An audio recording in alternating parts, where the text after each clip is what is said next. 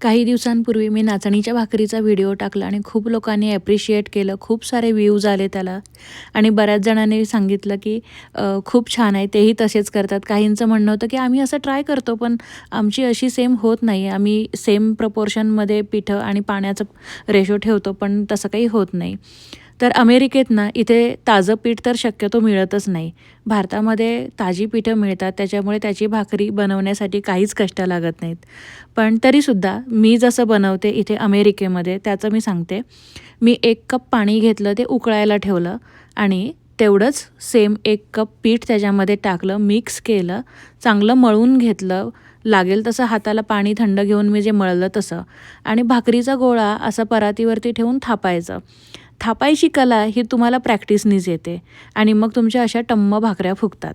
पीठ चांगलं असेल तर ती भाकरी नंतर तुकडे पडत नाहीत. छान मऊ चांगली राहते आणि खायला पण चविष्ट लागते.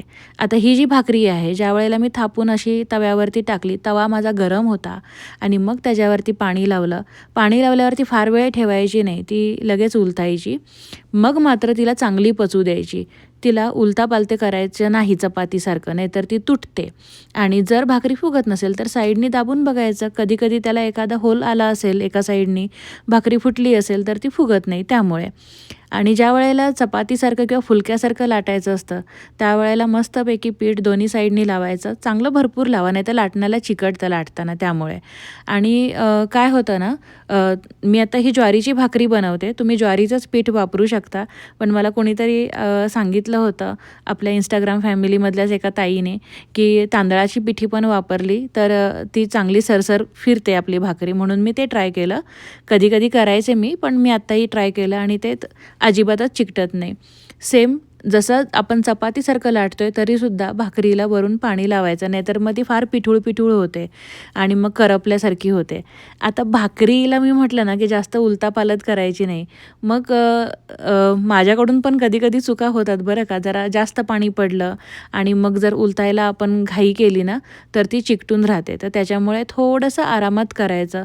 एक साईड चांगली पचू द्यायची आणि मगच तिला पलटवायची. त्याच्यामुळे ना भाकरी मग तुटत नाही आणि मग सारखं-सारखं त्याला असं चेक करावं लागत नाही आणि असं उलटण्याने मस्त बाजूनी दाबून बघायचं. एक भाकरी भाजताना दुसरी तुमची भाकरी थापली जाते आरामात. काही घाई करायची गरज नसते किंवा तवा तुमचा वेस्ट जात नाही, असं गॅस चालूच राहत नाही.